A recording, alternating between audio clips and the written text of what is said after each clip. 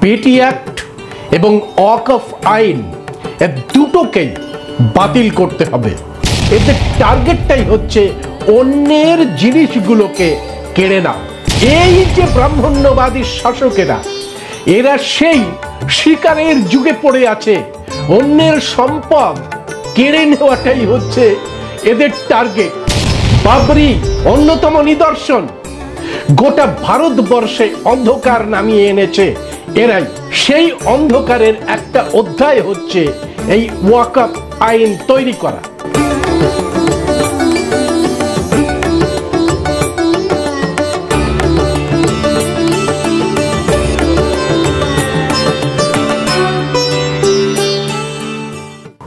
আইনের নাম করে এদের টার্গেট হচ্ছে আদিবাসী মূলনিবাসী অর্থাৎ এসসি এসটি ওবিসি মাইনরিটি সমাজের যে সংস্কৃতি, যে ধর্ম, যে শিক্ষা, যে ভাষা, যে সম্পদ, সেই সম্পদগুলোকে কবজা করা এবং করায়ত্ত করা।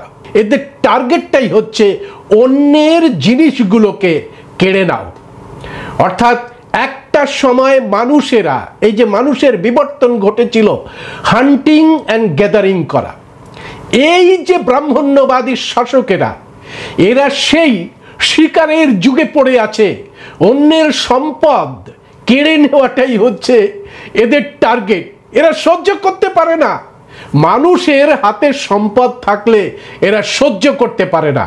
আর সেই জন্যেই আইনসভায় তারা এই ধরনের আইন জারি করে। আপনারা ভাবতে পারছেন এই ভারতীয় ব্রাহ্মণদের সম্পর্কে ব্রিটিশ ন্যায়পালকেরা একটা সময় ব্রাহ্মণদের বিচারক হিসাবে নিয়োগ করতেন না। কেন? প্রশ্ন করা হয়েছিল যে কেন আপনারা ব্রাহ্মণদের বিচারক হিসাবে নিয়োগ করছেন না? ন্যায়পালিকারা জানিয়ে দিয়েছিলেন ব্রাহ্মণের মধ্যে ন্যায় বিষয়টাই নেই। তারা কোনো মানুষকে, কোনো জীবকে ন্যায় দিতে পারে না। অর্থাৎ ন্যায় নামক যে বিষয়টি, সেই বিষয়টি ব্রাহ্মণের যে হেরিডিটি, ব্রাহ্মণের যে জিন, সেই জিনের মধ্যেই নেই। সেই জন্যে ব্রিটিশ শাসকেরা ব্রাহ্মণদের বিচারপতি হিসাবে নিয়োগ দিতেন না, কারণ জানতেন এরা ন্যায় বিচার করতে পারবে না। আপনারা দেখে নিয়েছেন যে আইনসভাগুলোকে কবজা করে, বিচার ব্যবস্থাটাকে কবজা করে তারা কি ধরনের ন্যায়ের শাসন দিচ্ছে। বাবরি অন্যতম নিদর্শন। গোটা ভারতবর্ষে অন্ধকার নামিয়ে এনেছে এরাই। আর সেই অন্ধকারের একটা অধ্যায় হচ্ছে এই ওয়াকফ আইন তৈরি করা। আমি বিটি অ্যাক্টটাকে নিয়ে আসি আগেই, কারণ বিটি অ্যাক্ট নিয়ে দীর্ঘদিনের সমস্যা। পাশাপাশি আমাদের আলোচনা করা দরকার যে আমাদের আদিবাসীদের হাতে অনেকগুলো আইন ছিল যেটাকে ইগনোর করা যাবে না। আদিবাসীদের জল জঙ্গল জমির অধিকারের আইন, সেই আইন কেড়ে নিচ্ছে এই ব্রাহ্মণ্যবাদী শাসকেরা। এটাকে ইগনোর করা যাবে না যে আদিবাসীদের জন্য এরকম ওয়াকফের মতো আইন নেই। একই টেন্ডেন্সি। আদিবাসীদের জল জঙ্গল জমিকে কেন্দ্র করেই গড়ে উঠেছে তার ধর্ম বিশ্বাস। প্রকৃতির সঙ্গে বেঁচে থাকার জন্য ধর্ম বিশ্বাস গড়ে উঠেছে এই জল জঙ্গল জমিকে নিয়ে। পাশাপাশি তার ভাষা, তার সংস্কৃতি সবকিছুই রয়েছে। আর এই আদিবাসীদের যে আইন, ছোটনাগপুর টেনেন্সি অ্যাক্ট, যেখানে আদিবাসীরা স্বশাসন রাখতে পারবে নিজেদের এলাকায়। বাবা সাহেব ডক্টর বি.আর. আম্বেদকর এবং Jaipal Singh Munda 5th schedule 6th schedule করে আদিবাসী ক্ষেত্রগুলোকে, আদিবাসীর যে ভাষা সংস্কৃতি ধর্ম সমস্ত কিছুই স্বশাসন এনে দিয়েছিলেন। কিন্তু এই ব্রাহ্মণ্যবাদী শাসকেরা সেগুলোকে কেড়ে নিচ্ছে। আমি প্রথমেই আসি, দেখুন ওয়াকফের একেবারে মডেলটা তৈরি করেছে বিটি অ্যাক্টের মডেলে।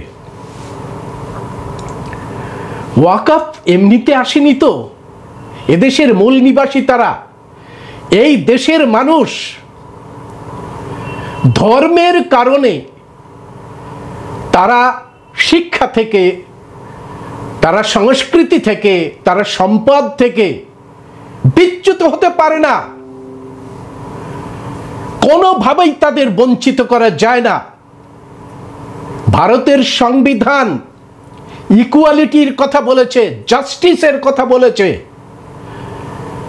সুতরাং যদি ইকুয়ালিটি আনতে হয় তাহলে এক এক ধরনের মানুষকে এক এক ধরনের যে সুবিধা, যেটাকে বলা হয় অ্যাফার্মেটিভ অ্যাকশন, সেই অ্যাফার্মেটিভ অ্যাকশনের মধ্যে দিয়ে আস্তে আস্তে তার যে সংস্কৃতি, তার যে অর্থনীতি, তার যে সামাজিক অবস্থানটাকে একটা ইকুয়াল জায়গায় নিয়ে আসতে হয়। আর এই জন্যে schedule caste, schedule tribe, OBC দের জন্যে প্রপোর্শনাল রিপ্রেজেন্টেশন রয়েছে। এই ভারতে যে সমস্ত ভাইয়েরা, মূল নিবাসী ভাইয়েরা ব্রাহ্মণ্যবাদীদের অত্যাচারের ফলে ইসলামকে আপন করে নিয়েছিল, ইসলামিক শাসকরা জানতেন যে ব্রাহ্মণরা এদের কিছু দেবে না। সাচার কমিশনের রিপোর্ট পর্যন্ত দেখুন না, যখন থেকে ভারতবর্ষ স্বাধীন হয়েছে, তথাকথিত স্বাধীনতা পেয়েছে, তারপরে সাচার কমিশনের রিপোর্টে মুসলিমদের কি দেওয়া হয়েছে? শিক্ষা, চাকরি দেয়নি। কারণ হচ্ছে ন্যায় দিতে পারে না ওরা। পরিষ্কার করে ব্রিটিশদের সেই কথা আপনাদের মনে করিয়ে দিচ্ছি যে পরিষ্কারভাবে ব্রাহ্মণবাদী শাসকেরা কোনোদিন মানুষকে ন্যায় দিতে পারে না। তার প্রমাণ হচ্ছে মন্ডল কমিশন রিপোর্ট, তার প্রমাণ হচ্ছে সাচার কমিশন রিপোর্ট, রঙ্গনাথনের যে রিপোর্ট পরিষ্কার করে দিয়েছে। এইবার যেটুকুন আছে সেটুকুনও কেড়ে নেওয়ার জন্য চক্রান্ত, এবং চক্রান্তটা কি সেটা বিটি অ্যাক্টটাকে আপনাদের জানতে হবে। আমি সমস্ত আমার মুসলিম ভাই বোনদের জানাচ্ছি যে ধর্মীয় বিষয়টা ওদের কাছে কিন্তু বড় বিষয় নয়। আপনাদের মনে করছেন যে ওই রাম মন্দির তৈরি হয়েছে, সেখানে রামের মন্দির তৈরি হয়েছে, ওটা একটা ব্যবসায়িক কেন্দ্র তৈরি হয়েছে, যেটা আম্বানি আদানি এদেরকে দিয়ে দেওয়া হয়েছে ব্যবসা করার জন্যে।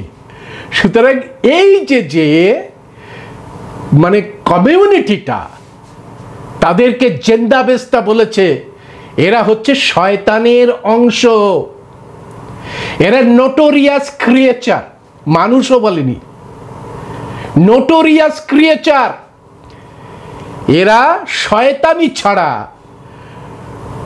শান্তি দিতে পারে না। পৃথিবীতে কোনো একটি জাতি যদি থেকে থাকে তাহলে এই জাতি, যারা কোনো দিন পৃথিবীতে শান্তি দেয়নি, শান্তি দিতে পারে না। এতদিন আমরা বলেছি কিন্তু আমাদের বিশ্বাস করেননি অনেকেই। এবার বুঝুন যে বিটি অ্যাক্ট নিয়ে কেন আমরা লড়াই শুরু করেছি এবং আমৃত্যু লড়াই শুরু করেছি। যে লড়াই ভারতবর্ষের আসল লড়াই। আমি এবার বিটি অ্যাক্টে আসি, তারপরে ওয়াকফে আসব, তারপরে আসব যে বহিন মায়াবতী কেন এই সময় বিটি অ্যাক্ট এবং ওয়াকফ দুটোকেই বাতিল করতে বললেন। এই যে বিটি অ্যাক্ট অর্থাৎ বুদ্ধগয়া টেম্পল অ্যাক্ট, এটা 1949 সালে এটা তৈরি হয়। তৈরি করে কে? তখন তো কংগ্রেস, আর কংগ্রেসের মধ্যে আরএসএস এর লোক বেশি। সেই রকম একজন আরএসএস রাজ্যপাল, তিনি এই বিটি অ্যাক্ট তৈরি করলেন 1949-এর। তিনি কি করে দিলেন দেখুন, কত বড় ভারতবর্ষের সম্পদ। সারা পৃথিবী জানে যে বুদ্ধ গয়াতে গৌতমা বুদ্ধ বোধিসত্ত্ব লাভ করেছিলেন এবং সেই বোধিসত্ত্ব লাভ করাকে কেন্দ্র করে সম্রাট অশোক ওখানে একটি সুন্দর বিহার নির্মাণ করে দিয়েছিলেন। তার পাশে রয়েছে পুষ্করিণী, দিঘি রয়েছে এবং বিশাল এলাকায় সুন্দর করে তার মধ্যে তৈরি করলেন এই মহাবিহার, মহাবিহার। ওখানে বোধিসত্ত্ব লাভ করেছিলেন, তাই তার নাম হয়েছে মহাবোধি মহাবিহার। বিহার শব্দের অর্থ স্কুল বা শিক্ষা কেন্দ্র, অর্থাৎ গৌতম বুদ্ধ ওখানে শিক্ষা দিতেন। সেই মহাবিহার এতদিন পর্যন্ত রয়েছে অনাদরে। তার আগে বুদ্ধদের উপরে প্রচণ্ড অত্যাচার হয়েছে শশাঙ্কের সময়, সেনেদের সময় বুদ্ধদের ধরে ধরে কাটা হয়েছে। নালন্দার মতো যে সমস্ত বিশ্ববিখ্যাত ইউনিভার্সিটিগুলোকে জ্বালিয়ে দেওয়া হয়েছে। সারা পৃথিবীর মানুষ যে জ্ঞান অর্জন করতে আসতো, সেই নালন্দা, তক্ষশিলার মতো, অদন্তপুরের মতো সমস্ত বিশ্ববিদ্যালয়কে ধ্বংস করে আগুন জ্বালিয়ে সেই সমস্ত পুঁথিগুলোকে, অর্থাৎ বাস্তুতন্ত্রের পুঁথি, প্রত্নতন্ত্রের পুঁথি, সেই সমস্ত পুঁথিগুলো, মানে জড়িবুটির যে পুঁথি, আমাদের যে আয়ুর্বেদ শাস্ত্র, সেই সমস্ত পুঁথিগুলোকে জ্বালিয়ে শেষ করে দিয়েছে এই শশাঙ্ক এবং সেনেরা। কিন্তু পরবর্তীকালে এরা মুসলমান যে বহিরাগত, তাদের উপরে দোষ চাপিয়ে দিয়ে নিজেরা পরিশুদ্ধ হওয়ার চেষ্টা করেছে। কিন্তু ওই সময়ের যত গ্রন্থ আছে সেই গ্রন্থে পরিষ্কার করে বলা হয়েছে যে শশাঙ্ক এবং সেনেরা কি নির্বিচারে নিষ্ঠুরভাবে এই সমস্ত বিদ্যায়তনগুলোকে ধ্বংস করেছে। আর তারপরেই এই মহাবোধি বিহার, যেখানে বোধিসত্ত্ব লাভ করেছিলেন, সেটাকে ফেলে রেখে দিয়েছে। তার উপরে গাছপালা হয়ে অরণ্যের পঞ্চম বাহিনী ধ্বংস করে দিয়েছে অনাগরিক ধম্মপাল। তাকে ডেকে নিয়ে আসেন কানিংহাম বলে একজন বিখ্যাত প্রত্নতত্ত্ববিদ।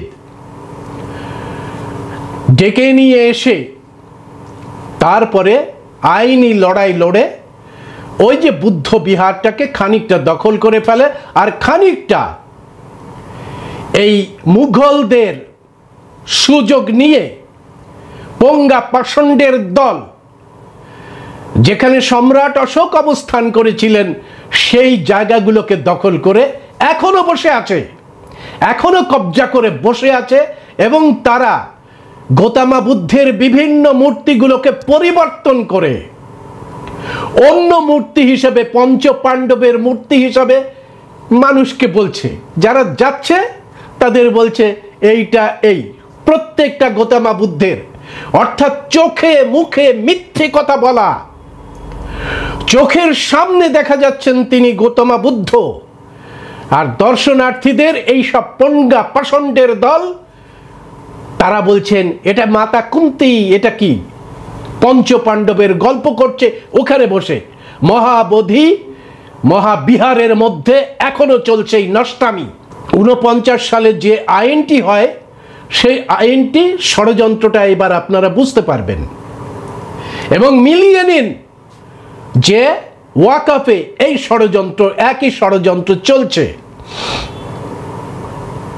সেখানে হচ্ছে যে তিনি ওখানকার পদাধিকারী ছিলেন, তিনি আইন প্রণয়ন করলেন। কংগ্রেস করেছে, এটা কংগ্রেস এড়াতে পারবে না। কংগ্রেসের বর্তমান প্রজন্মরা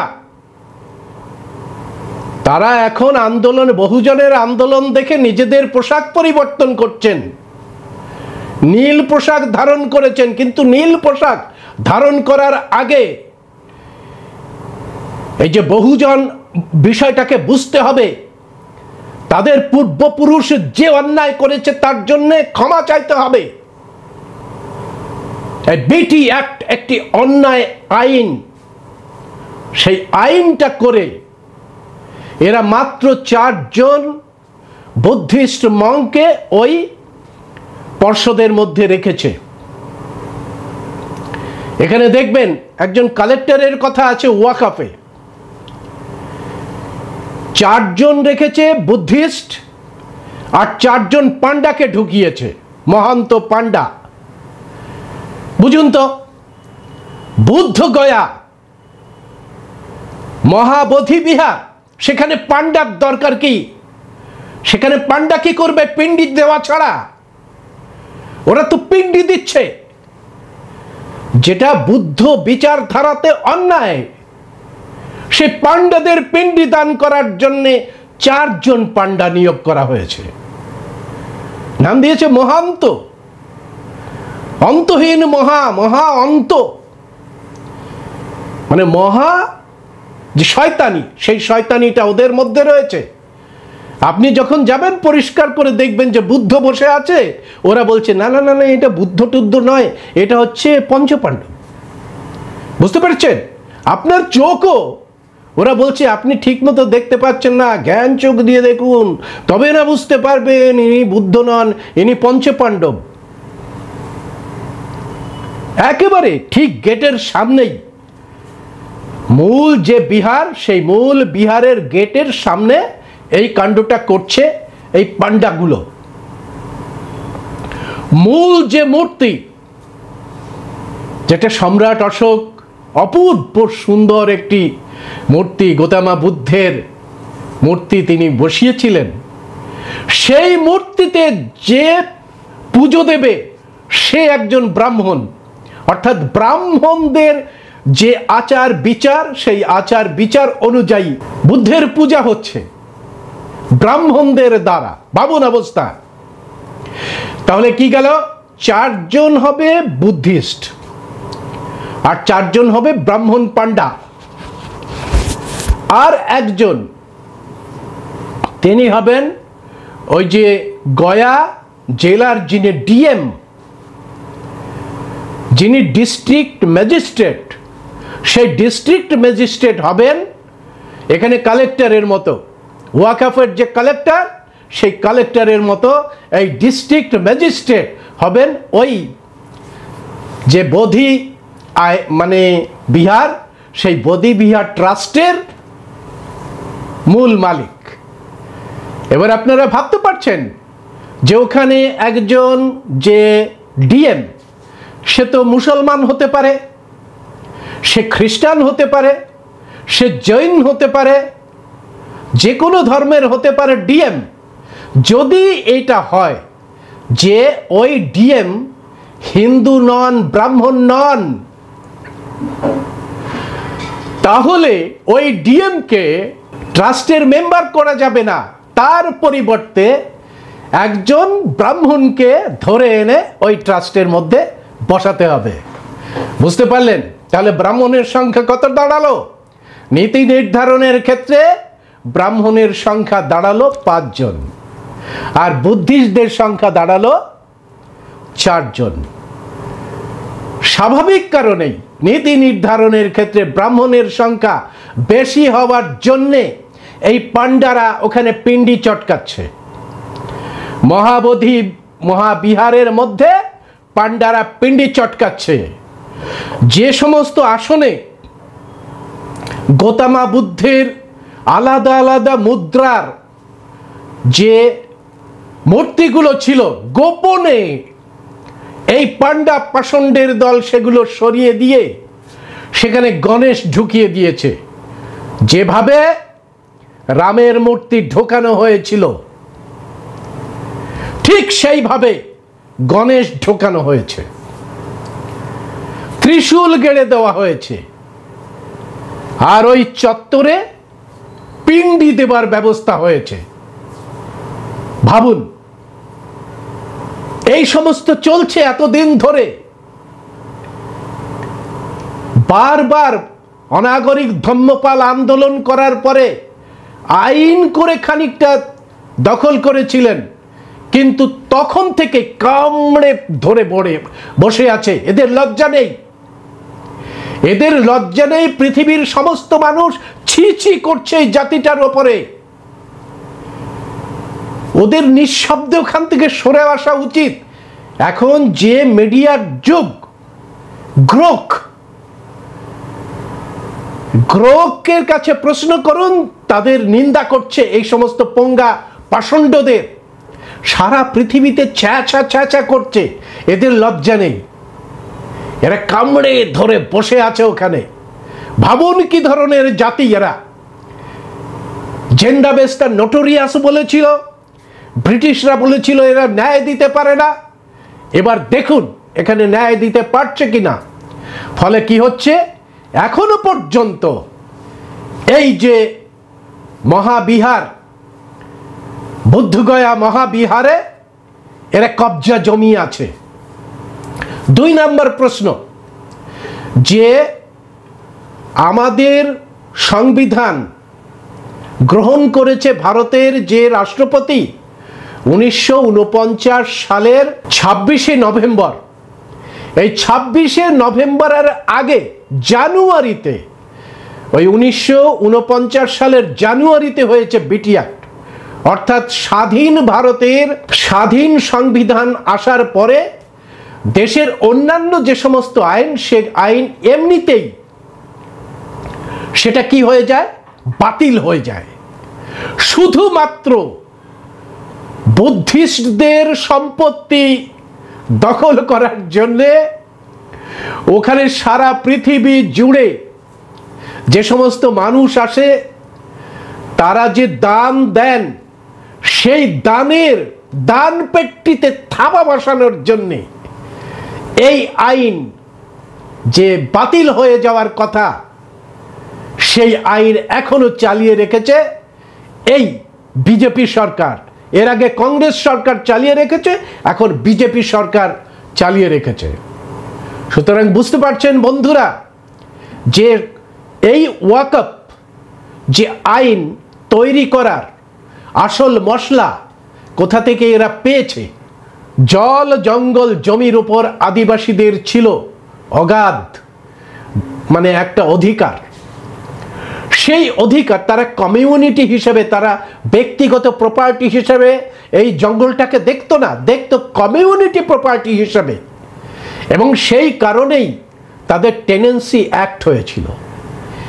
এই যে সরকার স্বাধীনতার পরে আপনারা নিয়ে এসেছেন, তারা প্রথমেই সর্বনাশ করেছে আদিবাসীকে, আদিবাসীর জল জঙ্গল জমিগুলোকে। কারণ সেখানে রয়েছে মিনারেলস। এই মিনারেলসের নামে আদিবাসীকে তাদের মাতৃভূমি থেকে, পিতৃভূমি থেকে তাড়ানোর ব্যবস্থা করেছে, এরা করেছে।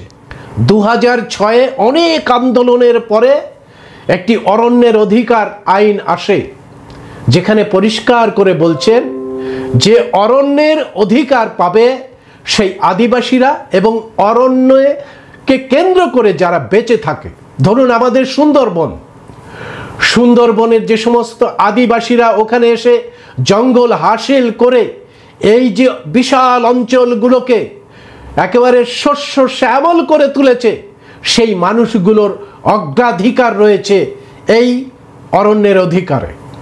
পাশাপাশি এই অঞ্চলের যে সমস্ত মানুষ সুন্দরবনকে কেন্দ্র করে, নদী নালাকে কেন্দ্র করে বেঁচে থাকে, সেই ট্র্যাডিশনাল যে ফরেস্ট ডোয়েলাররা, তারাও এই আইনের মধ্যে স্বায়ত্ত শাসন পাবে।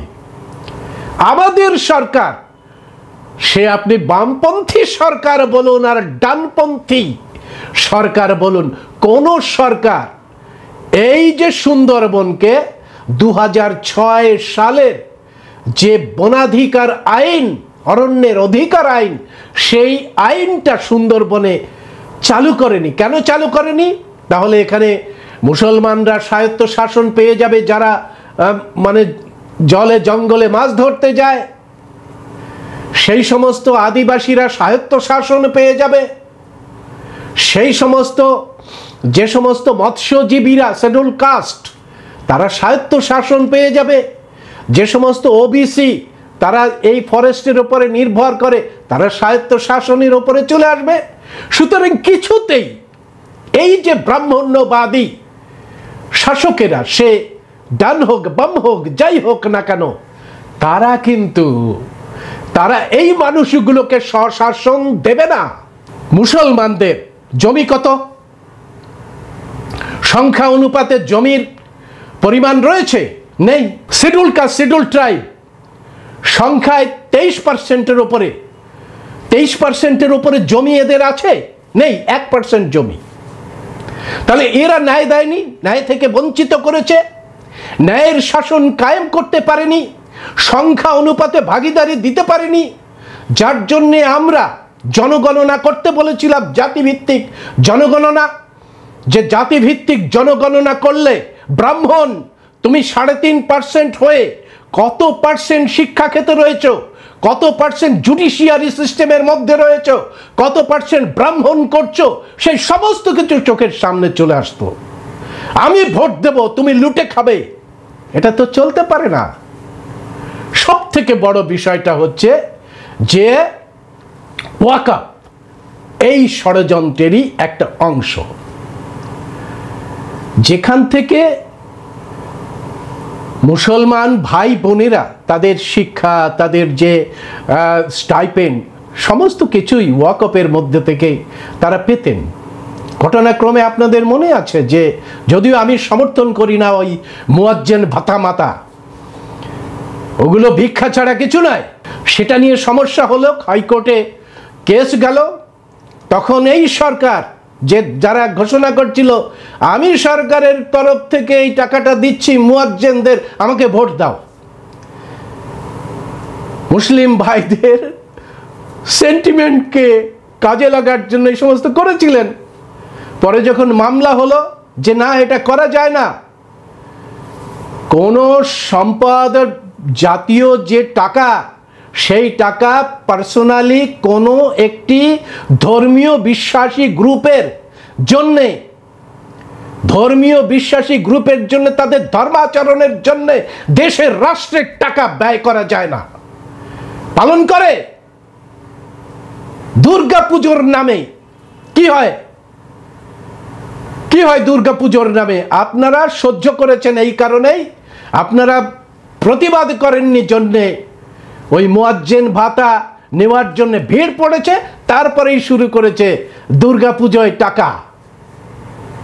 এটা করা যায় না, এটা সংবিধান বিরোধী। প্রতিবাদ হয়েছে? হয়নি। প্রতিবাদ হয়নি জন্যেই এই যে ব্রাহ্মণবাদী শাসকেরা এতটা সাহস পেয়ে গেছে।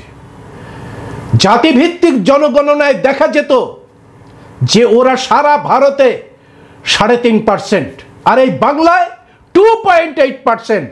অথচ এখানে ব্যানার্জি, চ্যাটার্জি, ভট্টাচার্য, গাঙ্গুলি এসব না হলে মুখ্যমন্ত্রী হয় না, এসব না হলে বিচারপতি হয় না। বিচারটা তো দিচ্ছে এইটাই। এইটা যদি আমাদের না বুঝতে পারি, তাহলে ভারতবর্ষকে কল্যাণকারী শাসন কোনোদিন দিতে পারবো না। এইভাবেই কেড়ে নেওয়া হবে। ওয়াকফের মতো, বিটি অ্যাক্টের মতো, আমাদের যে আদিবাসী টেনেন্সি অ্যাক্টগুলোকে খারিজ করে দিয়ে, বনাধিকারগুলো খারিজ করে দিয়ে আদিবাসী গ্রামকে গ্রাম উজাড় করে দেওয়া হবে। দেউচা পাচামি, সেখানে উজাড় করে দেওয়া হচ্ছে আদিবাসী গ্রাম। অযোধ্যা পাহাড়, সে বলে দিয়েছে সীতা মায়ের এখানে এসে জল পিপাসা পেয়েছিল, আর রাম বান ছুঁড়ে জল এনে দিয়েছিলেন। এই কথা বলার পরে ওই যে হাইডেল প্রজেক্ট, সেই প্রজেক্ট শুরু হয়ে গেল। বুঝতে পারলেন ঢপের নাম বাবাজি? কে ঢপ মারছে? দেশের সর্বোচ্চ প্রধানমন্ত্রী ঢপ মারছে কার নামে? সীতার নামে। তার সঙ্গে রয়েছে একটি ধর্মীয় ভাবাবেগ, এই ধর্মীয় ভাবাবেগের বিরুদ্ধে কথা বললে শরদিন্দু বিশ্বাস অ্যারেস্ট হয়ে যাবে। সুতরাং এইভাবেই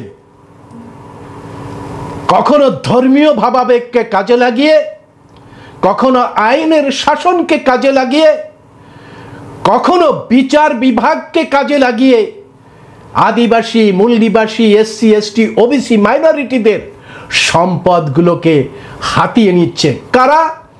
3.5% ব্রাহ্মণ। তাদের জন্যই।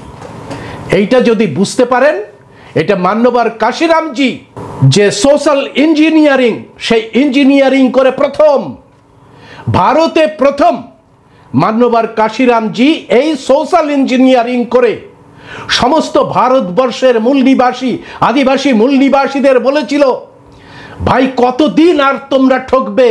সংখ্যা অনুপাতে ভাগিদারির দাবি করো, যার যত সংখ্যা ভারী তার তত ভাগিদারির দাবি করো।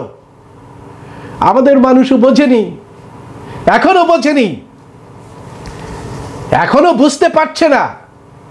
এই যারা ধেই ধেই করে তলোয়ার নিয়ে নাচছে, খেয়াল করে দেখুন তাদের 90% ওপরে আদিবাসী মূল নিবাসী পরিবারের সদস্য। তাদের দিচ্ছে ধর্মীয় আবেগ, আর ওই অমিত শাহর ছেলে চলে যাচ্ছে ইউরোপে। এই ব্যবস্থা রয়েছে। এখন ওয়াকফ সম্পত্তির মধ্যে শুধু মুসলমানরা থাকতে পারবে না, তার মধ্যে অন্য কেউ ঢোকাতে হবে।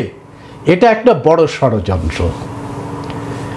এই বড় ষড়যন্ত্রের মধ্যে রয়েছে একজন কালেক্টর, অর্থাৎ কোনো একজন মানুষ, পথচারী মানুষ হঠাৎ করে একটা মসজিদের কাছে গিয়ে তার সন্দেহ হলো যে এই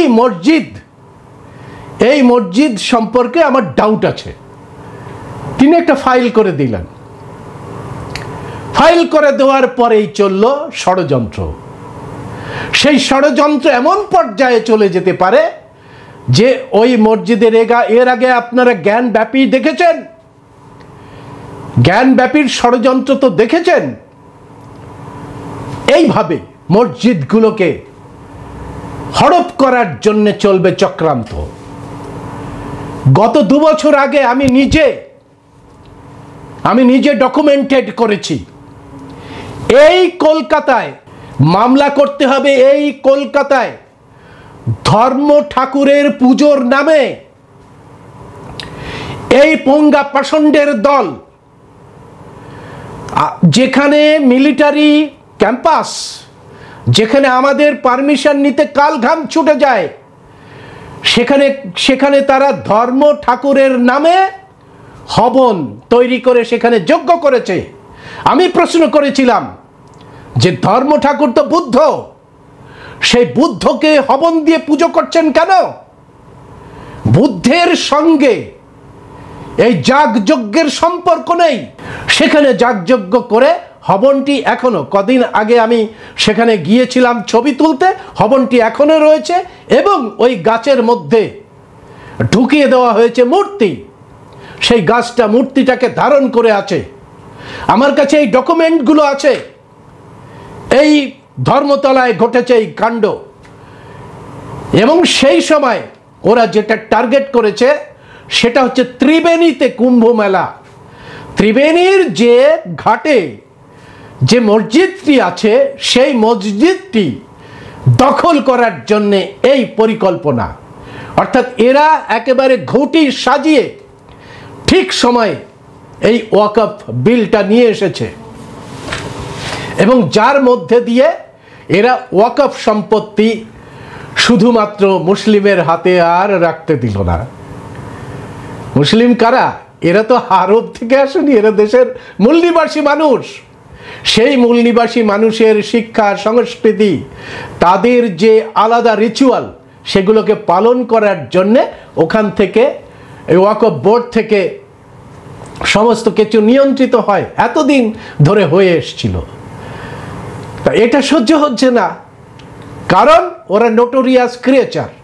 ভারতের শাসন ব্যবস্থা যদি মূল নিবাসীদের হাতে না থাকে, তাহলে মূল নিবাসীদের যন্ত্রণার কথা কেউ বুঝতে পারবে না। তাই আমাদের চোখ খুলে রাখতে হবে এবং ভারতবর্ষে যদি মূলনিবাসীদের শাসন কায়েম করতে হয় তাহলে সমস্ত দ্বিধা দ্বন্দ্বগুলোকে কাটিয়ে দিয়ে বহিন কুমারী মায়াবতীর মতো আর যারা মূলনিবাসী আন্দোলনের সঙ্গে যুক্ত হচ্ছে তাদেরকে একত্রিত করে একটা মহাগাঠ বন্ধন তৈরি করে ভারতের শাসন ব্যবস্থা নিজেদের হাতে নিতে হবে। যদি আমরা এটা করতে পারি তাহলে 3.5% ব্রাহ্মণবাদী সহ তাদের দালালেরা 8 ঘন্টার মধ্যে তাদের সমস্ত কিছু ছেড়ে দিয়ে গর্তের মধ্যে লুকাতে বাধ্য হবে।